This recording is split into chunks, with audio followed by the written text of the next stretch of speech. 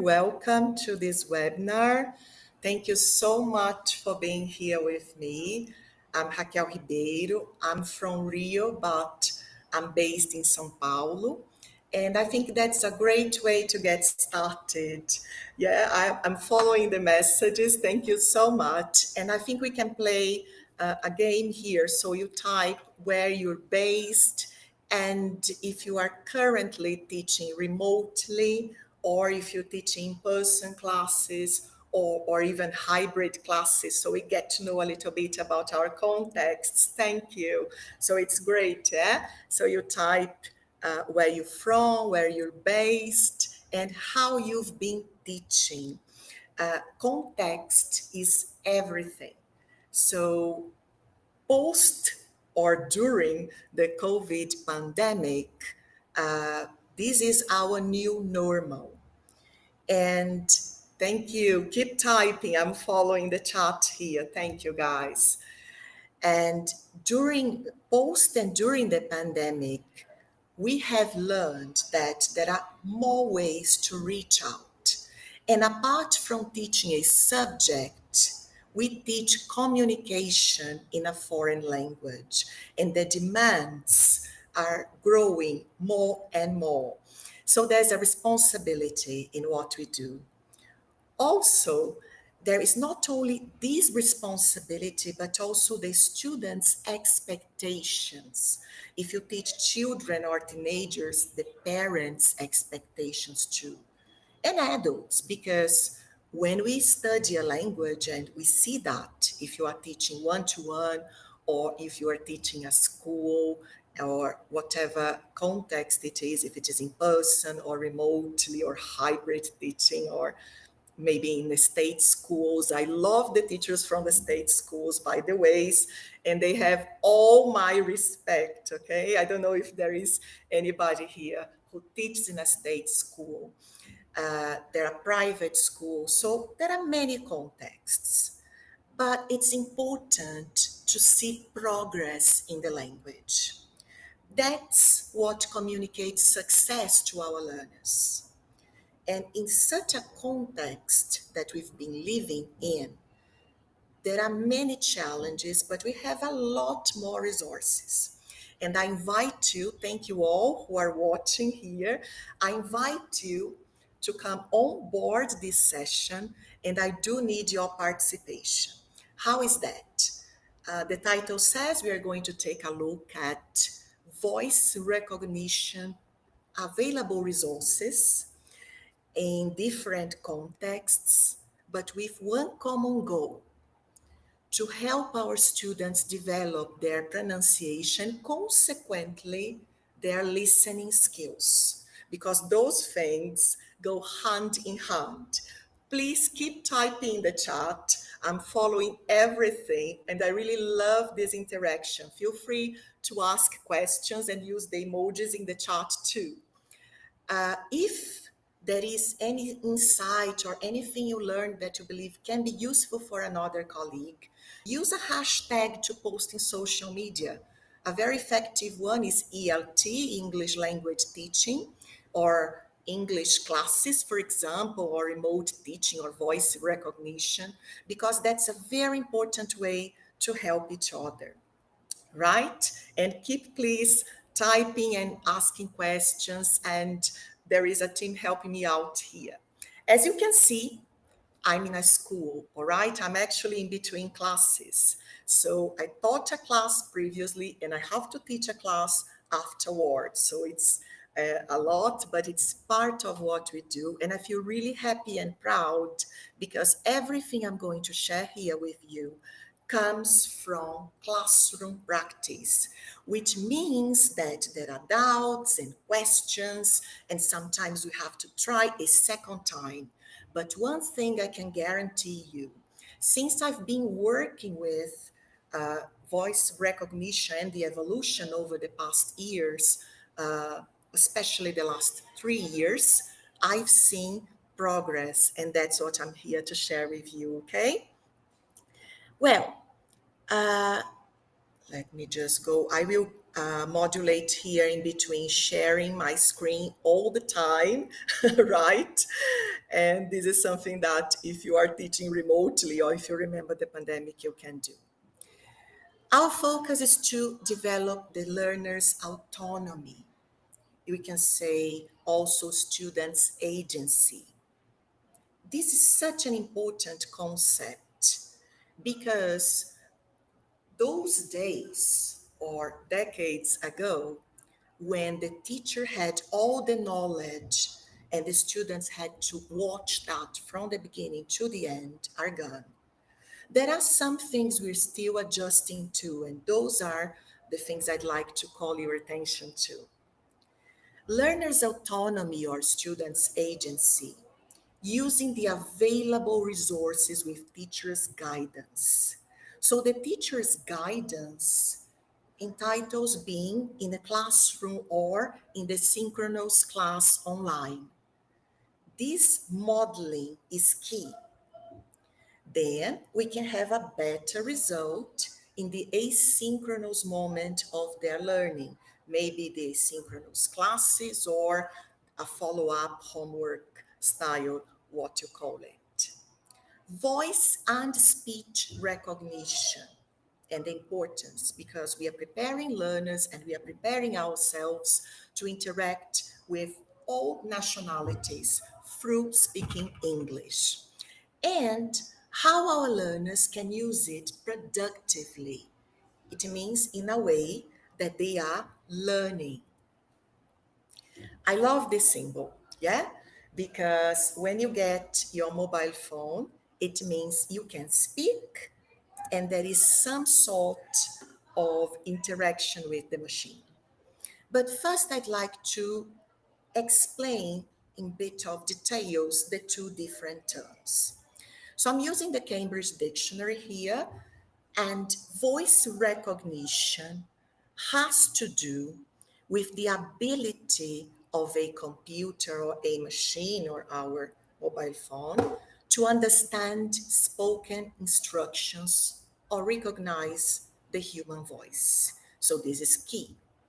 There is also speech recognition, and naturally, the speech is a combination of spoken words and sentences. All right?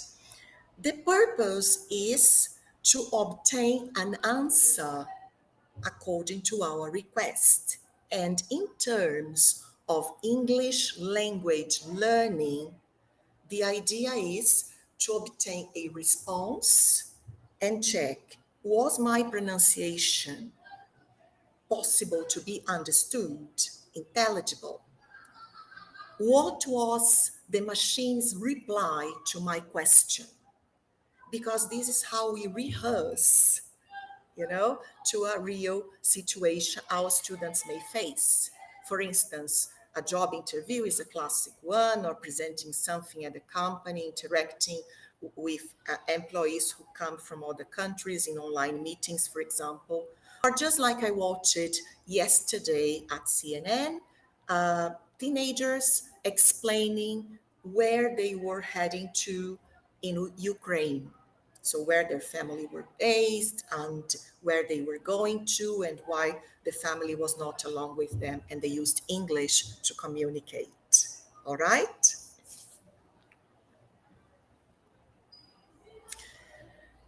I don't know, maybe there is some sort of interference in the connection, but it's back. And then we cannot talk every time we mention mobile and voice recognition or speech recognition. That is the AI or artificial intelligence. Okay? And this is something important. If we take a look at key concepts, and these concepts I got from a lecturer on the field of artificial intelligence, and that is not exactly related to teaching, but for all sorts of fields. And he says here, he's Bernard Marr, and he says that requiring human intelligence, such as, and he gives examples, along with the examples, speech recognition, translation between languages. Also, that machines can imitate human intelligence, being human like, which is a way. All right, so just to establish this here. In the chat, keep introducing yourselves, please. It's great, I'm following here. And if there is any clashing in the internet or in the connection, just let me know, okay? Very well. So Bernard Marr, he studies artificial intelligence, and it's very current if you want to look. First thing, when we consider speech recognition or voice recognition, is to take a look at the mobile settings. Because if the language is not English, that is certainly going to sound funny and there's no purpose there. So I invite you to get your phones right now and test what we are going to do here, okay? Uh, First thing, I'm going to use the app Google Assistant, but some people can access that just by clicking in the icon of Google. You know, the same icon that you go and research for information. But if it is the case, this is the symbol of the app Google Assistant. The idea is that Google Assistant replies to your commands, questions, or requests. Make sure that the settings in your phone are in English. And if you have Google Assistant in your phone and you click the app, uh, this will probably appear. And if you click, I found a few physical therapy clinics near you. and it replies, and then you can go and find the settings there, languages for speaking to your assistant. Make sure you add English, okay? And I'm going to ask something else. If it's not possible for you, let us know in the chat, and I think we can all help each other. I know some people have Android phones like myself, or some people have iPhones, okay, and there are all the different sorts of models, okay, but it's all right, it's going to work with all the phones. Once this is ready, it means your phone is able to speak English. You can even choose whether you prefer American English, Australian English from the UK, and so on. You see, this is a photo of an Android phone. And if you go there, that is, okay, Google and voice match. Very well. I'm giving you some time so you get to make sure this is ready in your phone. But teaching English goes beyond only having the tool. We direct our learners according to their level, whether they are elementary learners or intermediate, advanced, upper level, so that we can have the proper interaction for that specific course or that specific level. So this combination of voice recognition and voice command, it's important to ask straight to the point questions in order to obtain a voice response. This is essential, okay, when you are interacting with this feature. Let me give you some examples, and these are examples I use with elementary learners. So which are, and then you complement according to your topic. What's the meaning of? This is a great one to use and can be used with intermediate levels too when they don't know one or another term. What is, at the classic one, what time is it in? And then they ask about different cities in the world.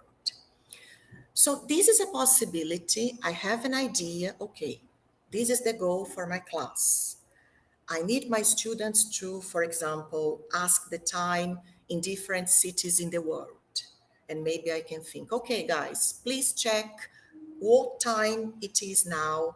And then you say the cities in Philadelphia, in Tokyo, in New Zealand, and you go on and give them some hints.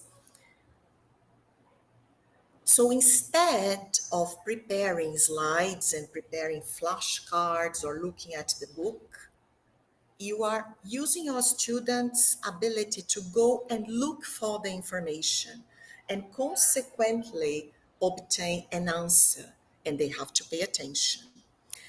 If you're not very familiar with the concept of Google Assistant, I'm going to play just a little bit so you understand what the app Google Assistant is for any language. This is not related to English language teaching per se, but we can adjust it.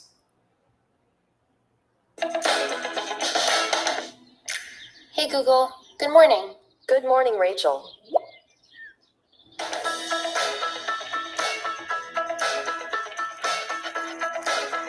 Hey Google, where is the first appointment? How do I get there? You can see the full direction. Very well. So this is the idea. What we are doing is using this idea to teach English. So I'm going to show you the next part. I'm going to show you some scenes from my class, okay? Just something that I would like to make clear before we go there. And this is also from Bernard Marr.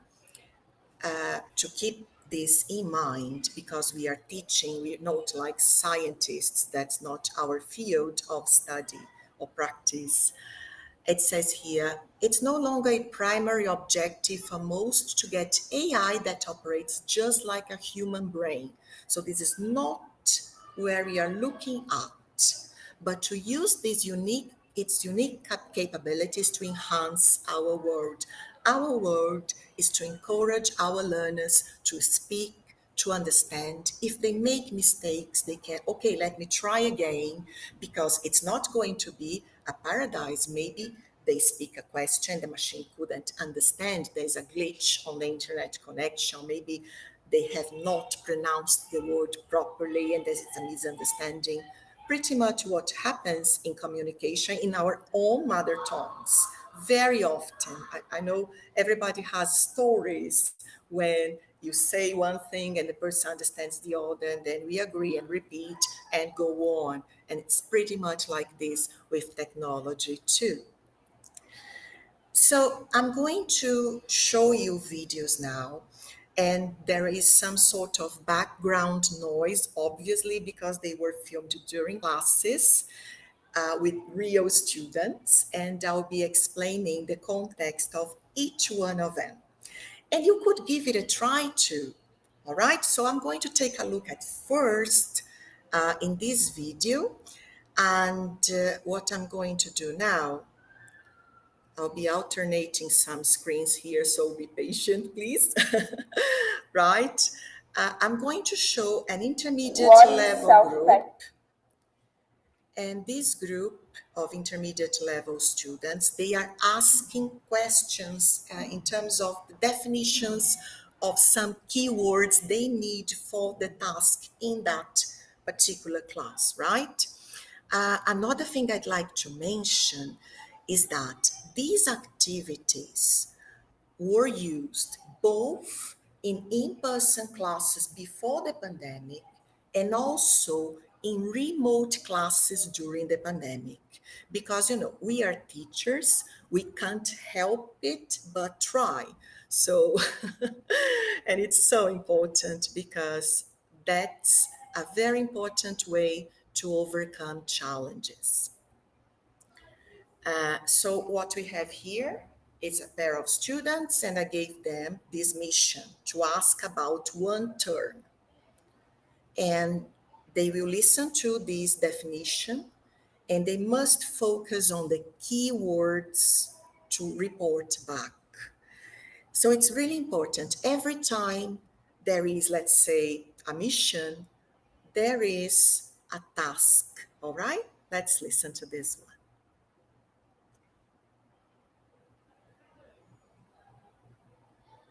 What is self-packaging?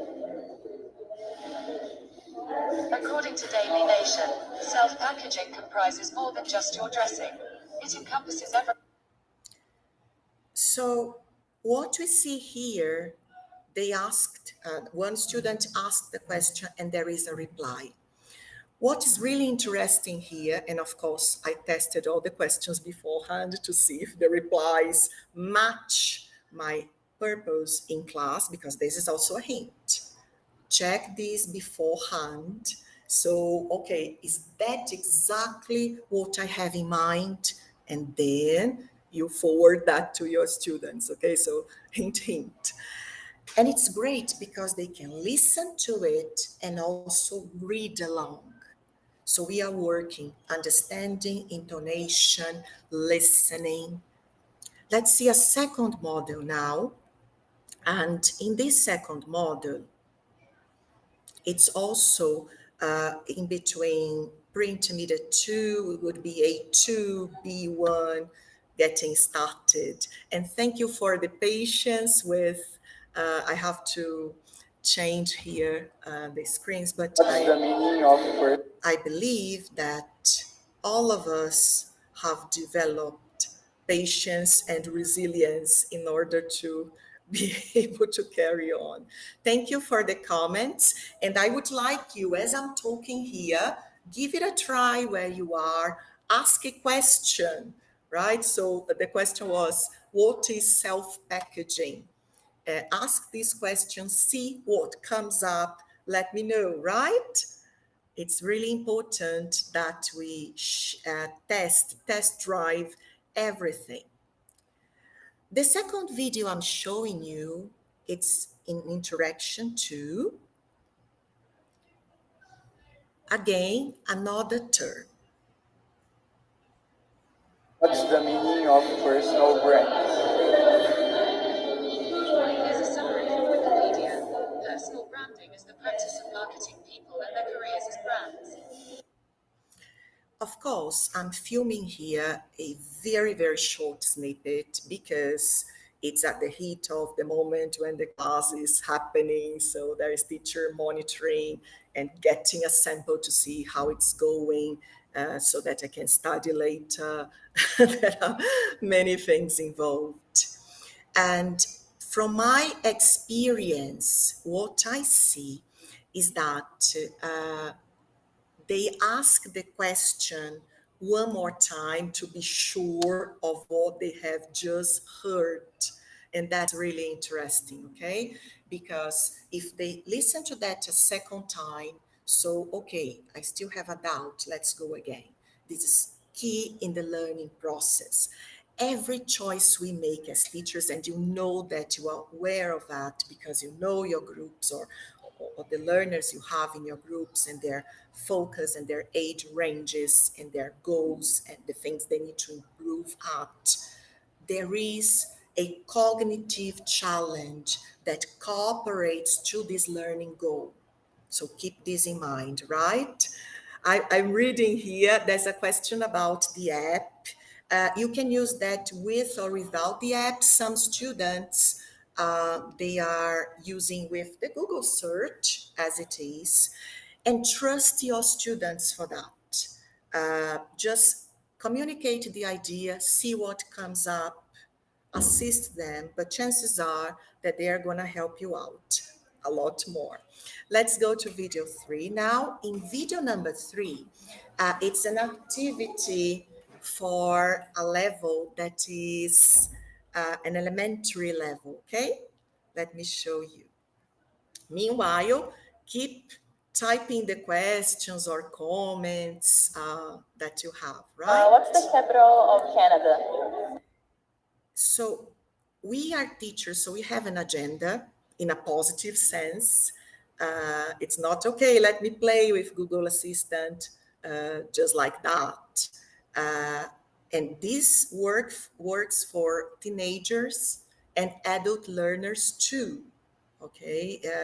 it's something to consider, because there is a purpose. During my teaching, routine, my teaching experience, I get asked this very often. Maybe it works with teens, but what about adult learners? And I work a lot with adult learners too. One key principle to work with adult learners, and because we are adults too, so it's key and it's important, there needs to be a clear purpose. So why are we doing this type of activity? Why has the teacher opted for you asking you to go and look for the information rather than show everything in a slide? Yeah, let's watch this one. What's the capital of Canada? Ottawa is the capital of Canada. So this question was, what's the capital of Canada? Ottawa is the capital of Canada. And the previous question was about the weather. There's so much that can be done. If you are teaching online, one student can help the other in a breakout rooms too, okay? So this is important to consider, right? Our next thing, I'm just finding here. Let me project. Okay, teacher gets lost here in the tabs. Very well. Okay, I'm back to the presentation that I'm focusing on. So we saw these three examples, classroom examples, not studio, real recordings. What is self-packaging? And What's the capital of all right. A next feature I'd like to introduce you to is Google Translate. And this is one that teachers usually say, oh, I don't tell my students, I don't recommend my students to use Google Translate because that's precisely what they shouldn't be doing, right? And I agree with you. But what I propose here is that we use Google Translate with another purpose, that we use Google Translate so that our learners can check the pronunciation of sentences, full sentences, the intonation, how to speak, the cadence to speak the words. So what we have here is you open in Google Translate, and there are two parts, detect language and the language to translate. So make sure you keep the language to translate English. And let me show you how it goes. Let's see if this video, if it's possible for you to follow this video. In 2010, she won 4 Grammy Awards for her album Fearless. Taylor made her 3rd album in 2010 and her 4th album in 2012. So the idea is they would type a block of sentences that they feel insecure, especially elementary levels, how to pronounce that. And then, of course, instead of translating to our mother tongue, keep English, let's say, as the destination, and then click to listen to the sentence and to the pronunciation of the words. So we shift the purpose here. Have you ever tried this? I don't know. Type in the chat, I'm following here what you're mentioning. For every possibility, there's a purpose. This is a good one when there is a reading, for example, right? And sometimes they just want to, we ask them to exchange ideas about a text, but it happens that they are not very confident at that. So just to consider. Another way that also encourages students' agency, and I really love using, is the online dictionary. There is the app, the dictionary app as well, and you have to see what works for you and what works for our learners. So here I use the Cambridge Online Dictionary, and I keep teaching them regardless of the level, I like A2 onwards, even with upper and advanced learners, to make sure they check not only how to speak the word, and that's something cool because there's a choice of British or American English, and students like that. If you teach like foreign students, they really enjoy having a choice, and sometimes there are some interesting differences. But not only that, also checking the different and possible contexts.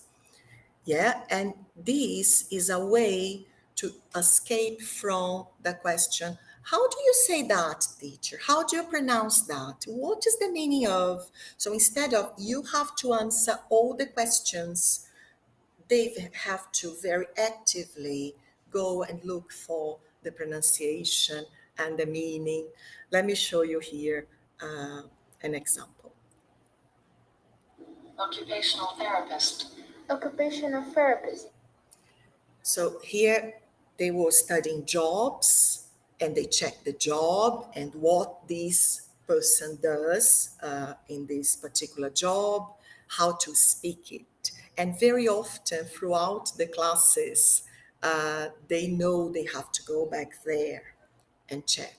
So that's an excellent habit. And a parenthesis here, when we assign conversational practices to our learners, maybe, and just thinking here, the vast majority of English language learners, they are either in elementary or pre-intermediate, intermediate levels, and they feel insecure. And the thing is, okay, teacher wrote some questions on the board and I have to ask and answer. Or maybe there's a topic we have to talk about. But they really feel insecure in terms of speaking a word or a sentence. And these will focus on their autonomy. When you are teaching online and you use these tools I mentioned or other ones which have the similar purpose, it's a very important support. So they help each other. I remember they share the screen and they go and look for the pronunciation instead of just waiting for us. There's nothing wrong in waiting for the teacher, in asking us questions, but we can go beyond that. So I mentioned the possibilities which were, okay, which were related to using the Google Assistant search for prompts to replace, for instance, flashcards or slides, and then Google Translate to check the pronunciation of full sentences or maybe questions, and the online dictionary for pronunciation. And I'm going to go through a course book, the Evolve course book, that has been updated to a digital version that can be used for synchronous in-person teaching or remote teaching, all right? And I'm going to demonstrate here some features of the book with the focus of voice recognition, speech development. One thing that I believe, and you can take this trip down memory lane with me, when you were students, and I remember the listening exercises, there would be a short dialogue, for example, when we had alternatives to choose or to complete the blanks.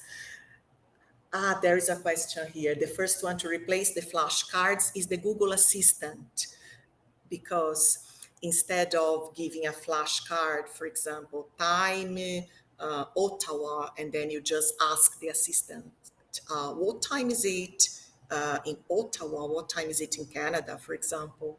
Right? You're welcome. Let's keep the chat active. And then when we were students back then, picture yourself. This is an important exercise now. Remember when you were studying your elementary level and how tough it was, at least for me. And I would like to see, was that tough for you too, the listening part? We would listen to a short dialogue, and then we had alternatives to choose or something to fill out. And there was always that feeling, okay, but I can't really understand what they said. And it is frustrating. and especially for adult learners. So there is a feature now in Evolve Digital with this focus that is a context modeling of speech that goes from word level or expression to a structured sentence. And I'm going to demonstrate that. Yeah? I see the answers here. Oh, please share, because it's important when we place ourselves in our learners' shoes, when we look back and remember, oh my God, that was difficult. So we just, okay, maybe I have to add some more steps here. And it goes for everything. And I'm reading here the chart where you say that you would like to see the script. You also tried to cheat by going to the back of the book. We've all been there. And thought you'd never learn English and so many things. And what happened? We have evolved, we have learned. And why is that? Because we kept on studying. And there are currently more effective tools for that. And it's important, it's really, really important to keep in mind that we all had an experience. Okay, when I was in elementary level and I started learning English, but things have changed, and we need to look at what is available currently and how that can be helpful for our learners, but also for us as teachers. Because these things save us a lot of time, keep them busy in a positive way, yeah, because they are working, they are looking for something. Maybe there are questions, oh, teacher, I couldn't do that. Okay, let's try again. Sometimes you have to restart your phone so it works again, and we help each other. I'm going to show you now some features of Evolve Digital that can be found in the site cambridge1.org, and I'm going to paste this later for you, or maybe you can help each other, right? So the first feature I'm going to demonstrate here is that feature I mentioned, which is, let me just find here. Okay. It's the feature I mentioned that models from context, and then it goes from a word expression to a sentence level. Let's take a look, okay? I'm sharing the screen here. Please keep typing. I'm trying to keep track of the chart here. Thank you very much for sharing the experience. That's for sure how we help each other. So I mentioned the support site for teachers by Cambridge, and I'm going to the Evolve Digital, and I'm going to take a look at Unit 7. Let me see if this is projecting right for you. I think it is. Yeah, precisely. There is an interesting comment before I move on here. Yes. You can search things beforehand. That's a great point to know and learn and ask more questions. And there's the learner autonomy.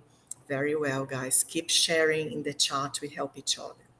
So I'm going here to Unit 7, and there are topics within this broad theme. And I'm going to this one, It in the Street.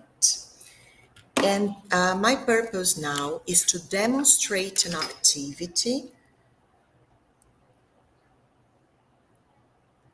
You see, there are some general questions here, and there's the pronunciation of the keyword or the new word in the illustration, plus the definition, and a whole context where the sentence is.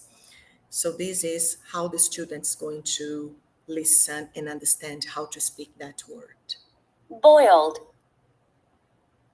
We eat a lot of boiled vegetables in winter. And they can play that as many times as required. And it keeps going on. This is the theme. For example, this one. Raw. That's a challenging one. I don't like raw fish. I prefer it grilled or fried. Very well. And it keeps going.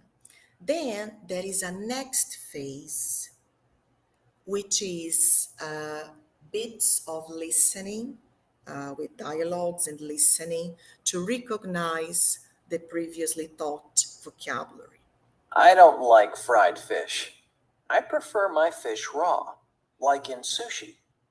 And then the correct photos here, I'm going to do that very quickly. And then that's how it goes. And then there comes the next feature.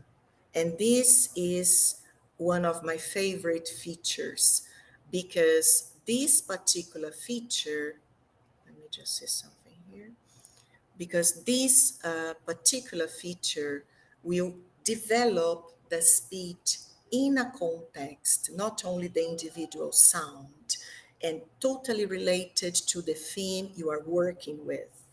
I'm thinking that this particular type of exercise as a follow-up or for asynchronous learning. Thank you, I'm following here the chat.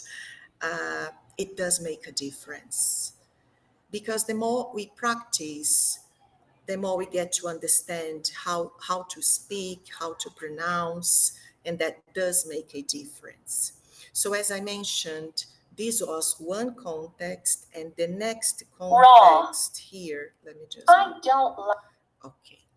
And this context here involves recording the student's voice. So there is a modeling and there is the speech practice. And it's so important to listen to what you are saying. And this brings us a different experience because in Google Assistant, for example, you can ask, but you don't get to listen to your pronunciation and compare. But the point is, each feature has a point, and we don't need to use everything in a class, and neither will you give a tool-based class, and it's like we have it here in one class or another, and then that's how things work. So let me demonstrate this other feature here, where we have a context which is slightly longer. Very well. Let me share here. Please keep typing what you have been doing. If you have questions, okay, I'm following everything, and we can help each other. Sure, I'll be sharing the Cambridge link, yes, the cambridge1.org in a short time. I promise. I'm sharing the link. Thank you for reminding me of that. So this is a situational listening with a context. The context here is related to health, and it's so important and it's so everyday situation to talk about some difficulties we're having, some health problems. And here the student will listen to a dialogue. What's wrong? I really don't feel well, Anna. It feels like my throat is blocked. What's the matter? Are you allergic to something? No, it's my asthma. I can't breathe. My chest hurts. What do you want me to do? I need my inhaler. Can you get it for me? Where is it? It's on my desk. Yes, sure. I'll be right back. Okay, so this is the whole context and a directed training because it's the first contact with the exercise, and then it goes on, so you complete here the tasks. I will just see if I can forward this a little bit. Keep in mind that when it's the first time you listen to certain words and you have to pay attention to pronunciation, intonation, so on, it's pretty challenging, yeah? And there are more exercises like this. And there is, as a sequence, the possibility to listen and record the voice. And it's important to see that now it's not word level. How can I help you? And then I try here. How can I help you? And afterwards, I can listen to my voice. How can I help you? And then I can try it again or listen to it one more time. So perspective here, from the learner's perspective, you're learning a language, you feel insecure, there are lots of things you're not so sure how to speak. What do you want me to do? And you see, it comes from the listening. Look. What do you want me to do? What do you want me to do?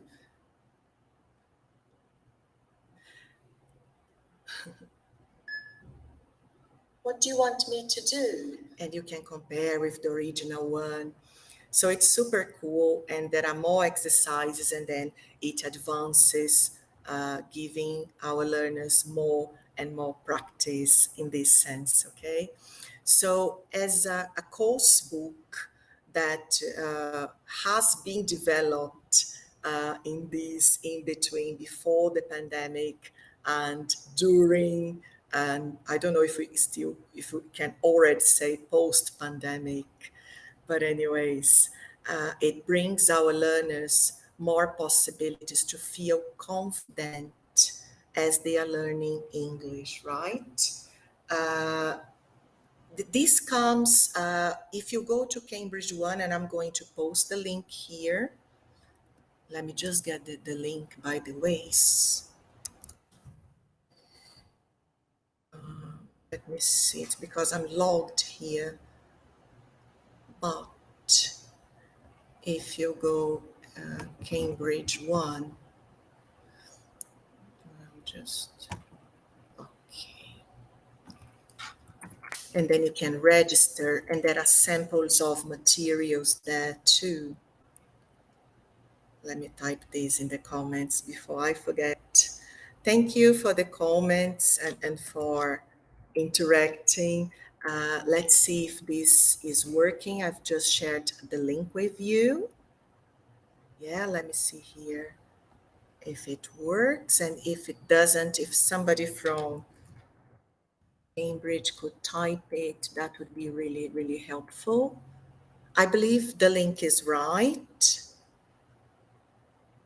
It's because I'm logged here, so I can see the features I have chosen. Very well.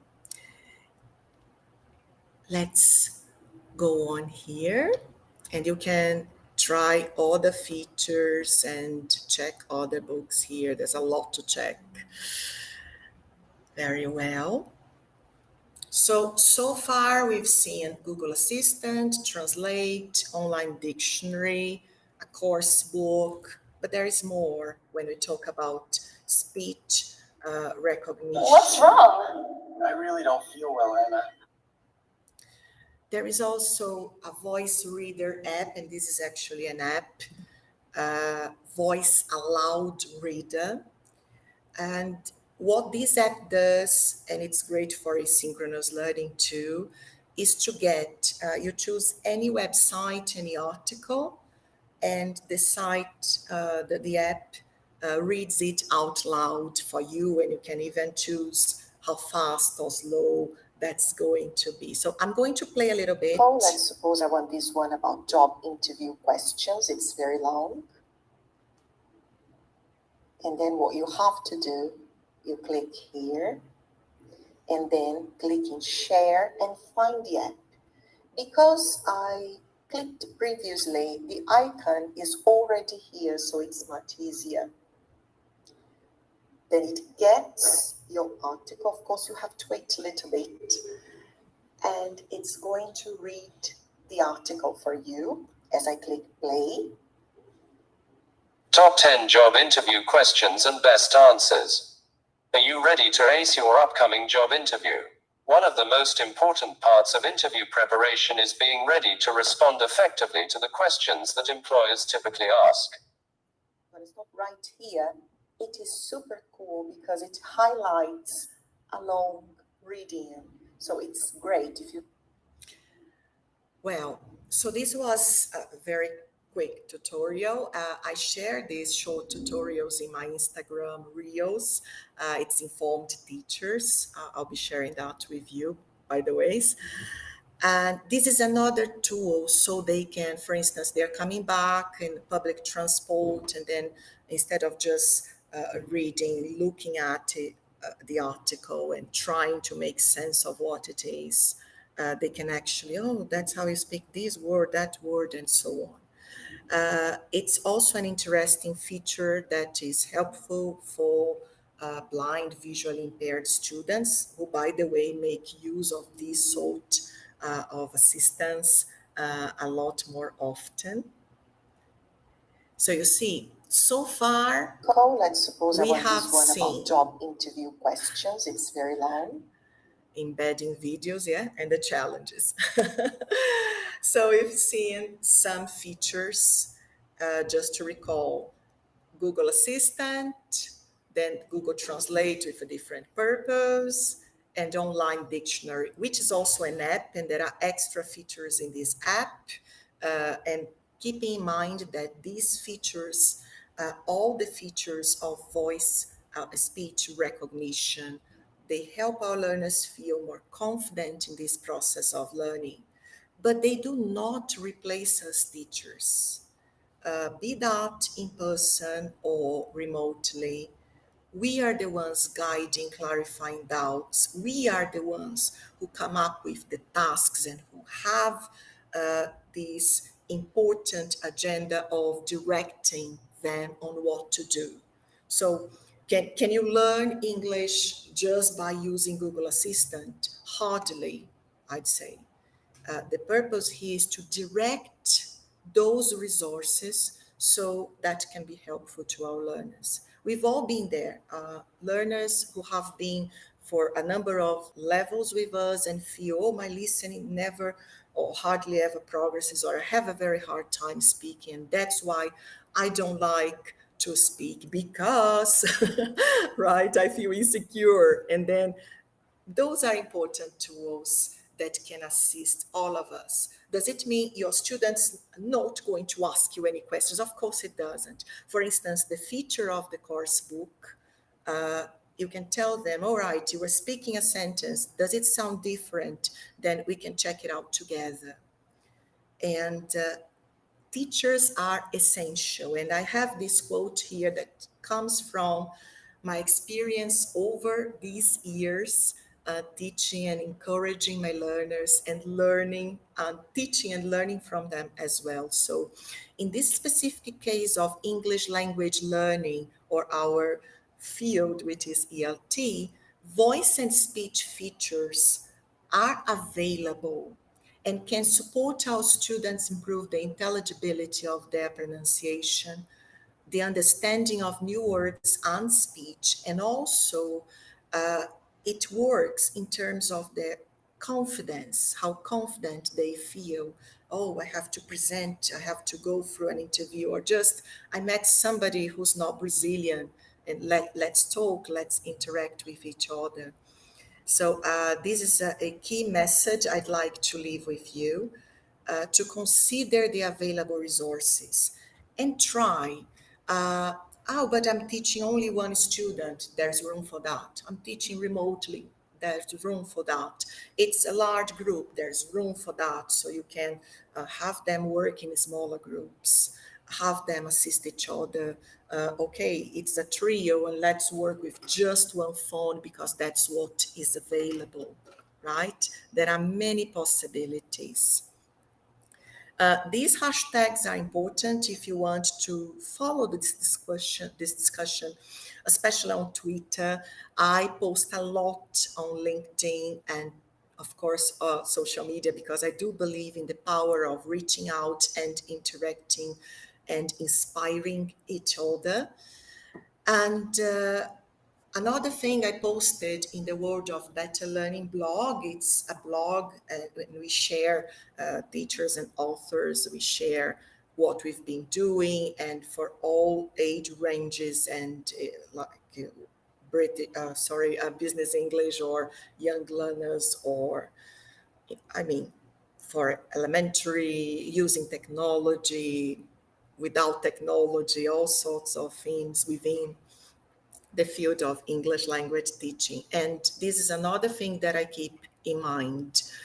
As we design activities that trust the digital growth of our learners, we are also enabling them to get ready and get used to facing these situations in their challenges outside the classroom environment, because they are studying English and they have a purpose in mind.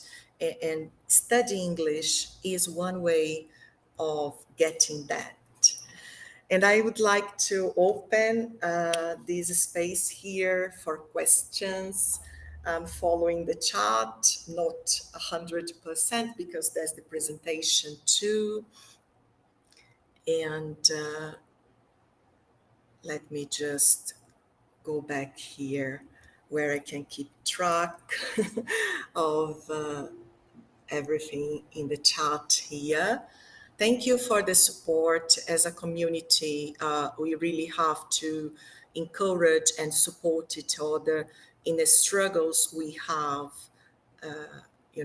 dealing with challenges, and not give up. We haven't, and we have totally reinvented ourselves, and this is so important. There's a question here. There's a feature. Let me see if I get the feature. Thank you. All right. This question is about the app. Let me see. Which app exactly? You mean, Anna, the app I mentioned, the voice reader, or the Google Assistant app, just so I know where to take this question, okay? If you have other questions or other things to observe, I see here there's a message about insights, yes, to have smart speakers at class. So there's a huge potential on what to do. I'm amazed by the number, the people watching, and from so many parts in Brazil. Thank you so much for being here. Oh, there are people from other countries too. Very well. Lovely. I'm following the chart here. Okay. The next question about Lingui. Lingui is a great option because sometimes they go to a dictionary and sometimes they want to see a specific word in the mother tongue to English. And I think Lingui is an option. Let's see if I can. Hold on, please. Sometimes I just get a bit lost here. But Lingui, let me share this link with you. It's corpus-based website, and it gives you many choices when you look for a term, and you see lots of examples coming from what was written in sites, in websites, and it's really interesting. There's a comment about dictionary here. Yes, it's really interesting. And all those tools, they help our students develop, feel more confident. And remember the very first point of the talk, students' agency, students' autonomy. It doesn't mean they don't need a teacher, because they actually do. We all always need like a support, so the teacher is the support for decisions and everything. But the thing is, when the first one to replace flashcards is Google Assistant.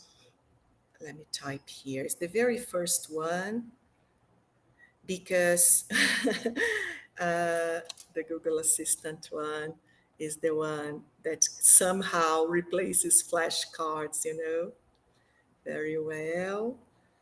Any other questions? I'm trying to follow here. There is a comment about the Cambridge one. Well, I know that there is one part of Cambridge One that you just log in, and there are features which require a code, and those are the features that you need to have that specific book to access. But there are samples, right? There are samples. So, Maria, I would recommend trying again because there are free features there, right? I think there's a certificate too. There usually is for Disal. Please correct me if not, but usually there is. Thank you so much, everyone, for being here with me, for your support. My Instagram, let me share this with you. Follow me there for some insights and ideas. Some days, of course, we are more inspired than other days. Let me show you.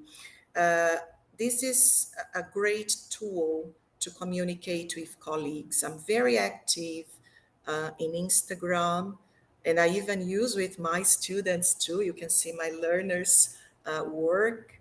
It's called Informed Teachers Blog. I post stories very often, everything mostly related to English language teaching and events that are coming up.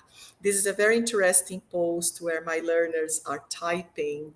They type their opinions on a theme we were studying.